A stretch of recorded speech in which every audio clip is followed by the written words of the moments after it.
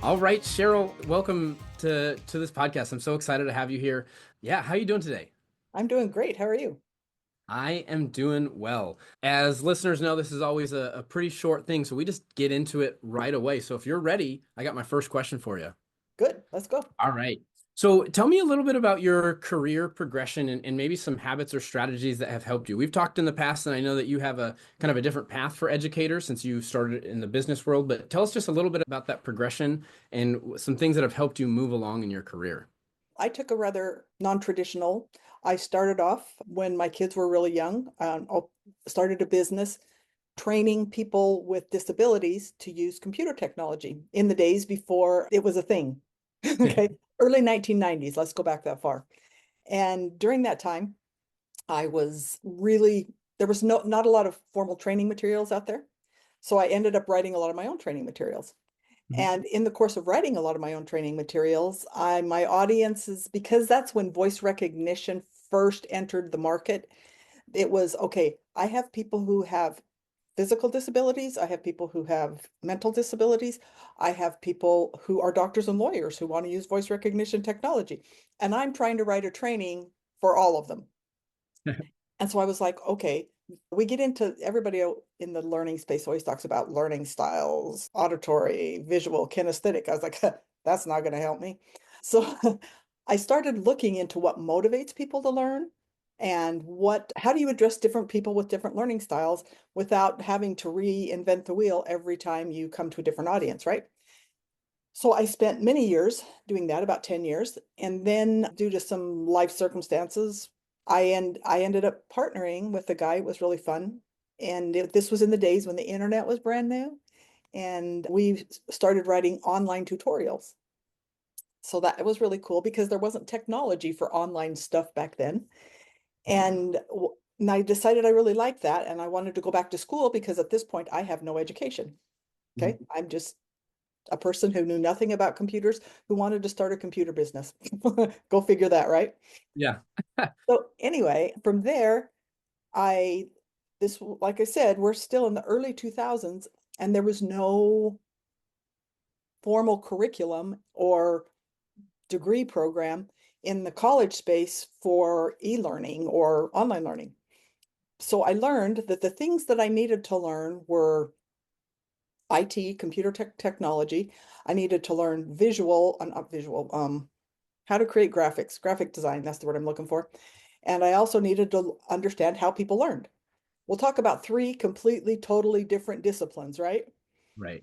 So I went to college, and instead of trying to get a degree, I was like, I'm going to learn about this. I'm going to learn about this. I'm going to learn about this, right? And I eventually went on and through rather unconventional methods got a degree.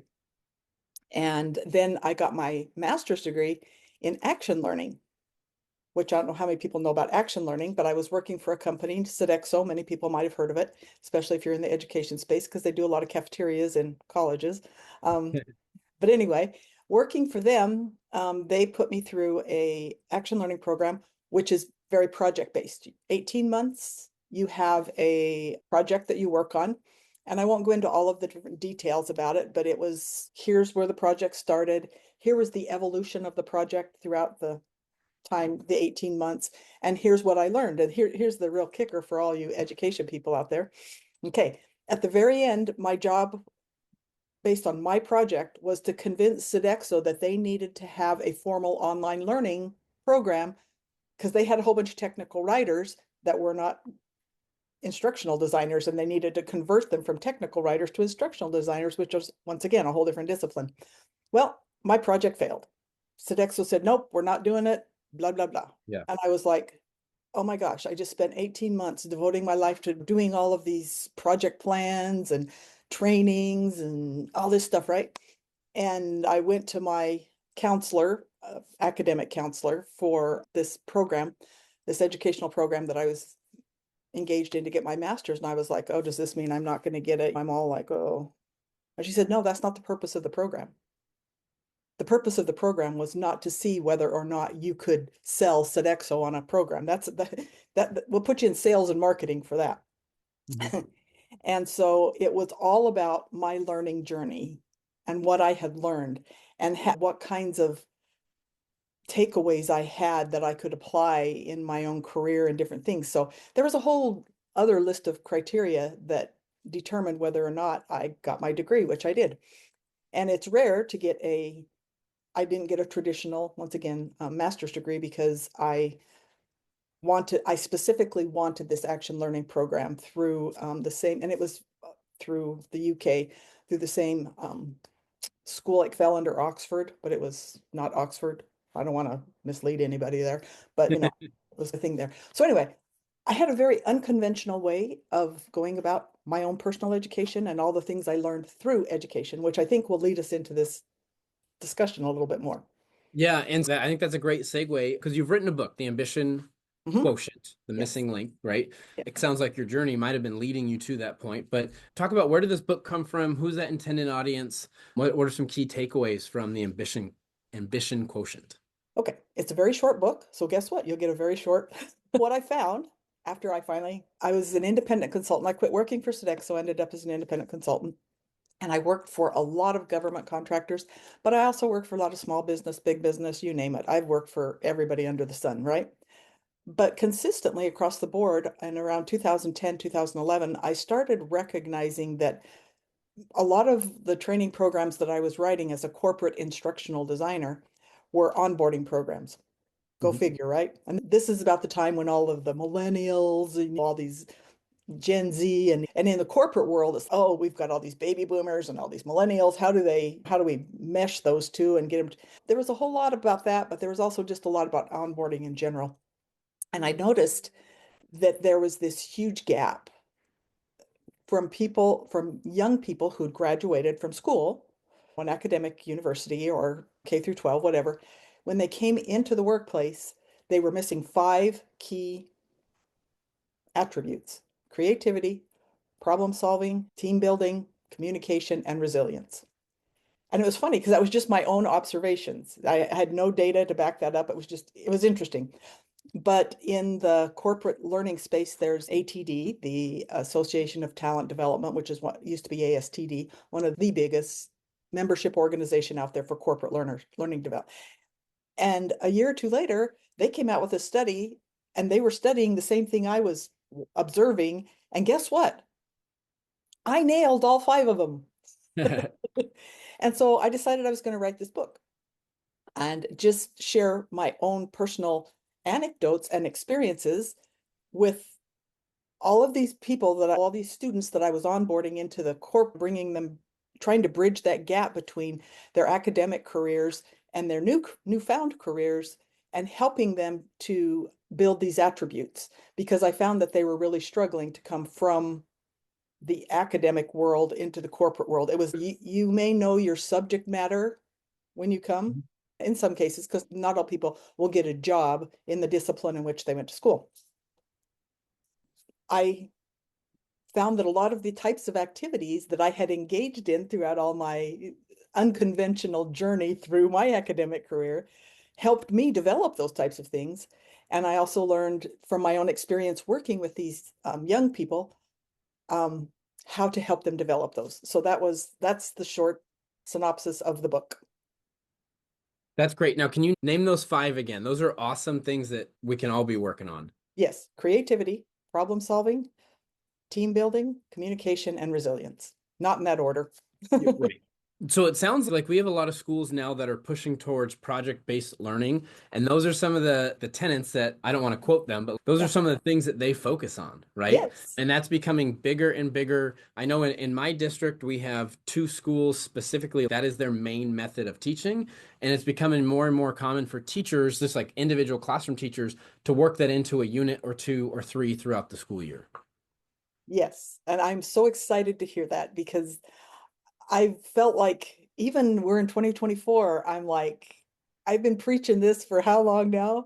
And they're finally starting to catch on, which I'm super, super excited about because I think that, and I was on a podcast with another person the other day from the academic disciplines, and we were talking about AI, everybody's favorite subject, right? And how it's going to change the whole dynamic of the workplace, which I believe it's going to be very disruptive and it's going to cause a lot of problems. And what's going to happen is all these kids that are graduating from these schools and universities or whatever, and entering the workforce, what the discipline that they come in with in a year's time might not Mhm. exist. And so what do we do? These kids are, after all these years of being put through what I consider conveyor belt education, Yeah. are all of a sudden going, I don't know. Like I said, I encountered that through all my years, but it's just going to become on an expedited schedule. And because of that, it is coming so important that they develop these skills. Yeah. We talk about when I was at the high school, we talked about making sure that our kids were college, career, and life ready, right? Yes. Because you don't know what you're going to face. But yeah, we'd love everyone to make it to college, but they don't. And so Mhm. are they career ready? But then even that, are the kids just ready to go out there and live, right? And those five keys that you mentioned are not just going to be helpful out in the business world, right? Just to help you just move through life. I totally agree. 100%. Yeah. Thank you for sharing those. Now you've done a lot of different things in your career. You've written a book, right? You've consulted, worked for businesses. How do you feel like you get the best return on your time? Like, how do you make sure that you have time to get the most important stuff done? Oddly enough, goes back to what we are just talking about a little bit early on. And keep in mind, I'm on the tail end, I'm on the retirement end. I'm like, oh, I have more time than I do. Yeah. But most people don't have that, right? And early on, I hired a lot of contractors to help me. And guess who Mhm. those contractors were? They were my kids because they were in college and they needed money. But then their kids or their friends found out, ooh, I can work for, at this time in 2010, $20 an hour, which Yeah. they thought they were getting rich.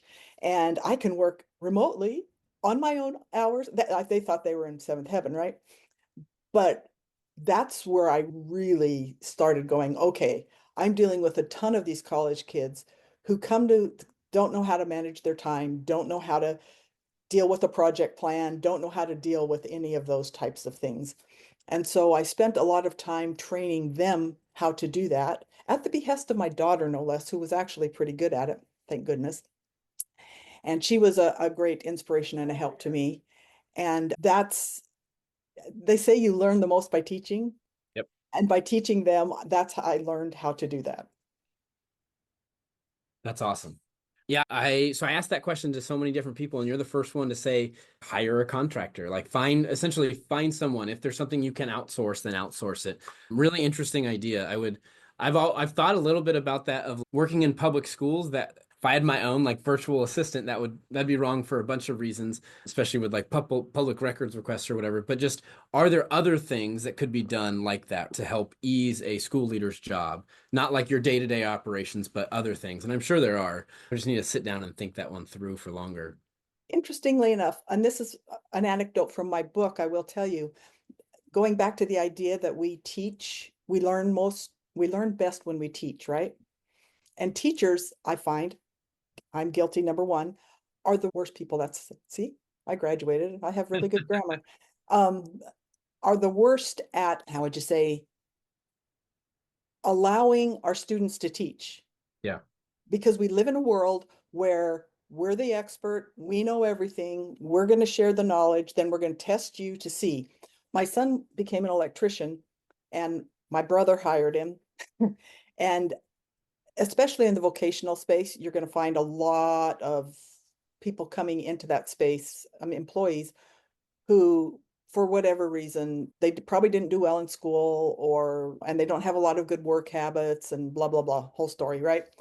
Anyway, they were really struggling at 7 a.m. on Fridays to get their 17, 18, 19-year-old kids to stay awake for safety training. Can you imagine that? Go figure, right? Safety training is so exciting. And so my brother was complaining to me one day, and I said, why don't you just let them teach safety? I'm not letting them teach safety training. Are you kidding? He said, that'd be the worst thing we could do. These guys know nothing. And I'm like, that's the point. I said, you don't just say, here, I want you to teach this. You say, next Friday, you are going to be teaching this safety protocol. Mhm. Now we're going to spend the next week working together on your presentation. And during that time, you're going to learn all of this information. And by them not only learning all that information, they're also, whenever you have to teach something, you have to break it down. You have to, there's so much you have to do. My mom learned this too, teaching piano and everything. There's so many little things that we don't think about, and teachers can fully appreciate this. And so they not only learn the subject matter, but they also learn how to communicate and all these kind of things. And then when they're teaching their peers are going to start asking questions, and then they're like, I don't know the answer to that. But they have somebody there who can help them. But through that process, so I would really strongly encourage teachers to allow your students to do a lot more of the teaching. And but prepare them, don't just throw them into the deep end of the pool and say, I hope you learn how to swim here. But I just found that to be one of the most powerful ways of helping people learn in general, is to Yeah, give them that opportunity. I think that's great. And it gives students leadership opportunities as well. Yes. Mhm. Now, the last thing I always like to ask people is about this idea of balance. And I know I've heard you use this phrase about harmonic leadership and how that relates to balance and that kind of stuff. So can you talk about this idea? What is harmonic leadership? What does it mean to you? How does it relate to like other parts of your life? That's interesting because that's such a whoo. What's This the high one's level so summary? What does that look like? we could spend hours talking. So I'll just, how about if I just give you one brief idea? Yeah. Okay.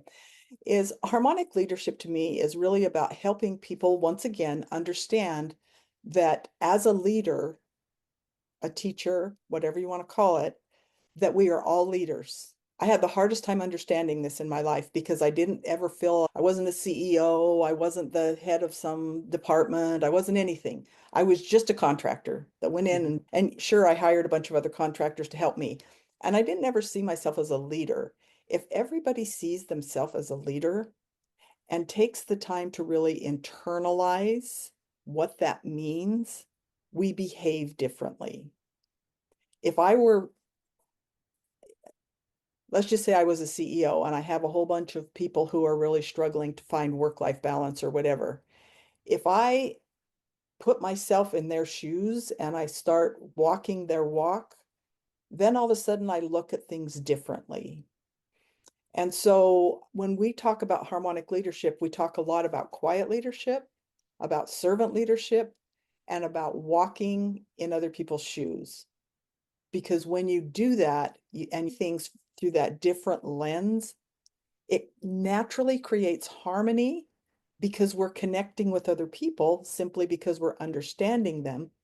And we're no longer focused on spreadsheets and bottom line and teachers making sure we have all of these. When you're as a teacher, you're a leader, but if you put yourself in your students' shoes and try to walk their walk and talk their talk, it creates, I would think, in my experience doing this, a harmonious environment. I know this is so woo out there. That's why I said it takes an hour to talk about it.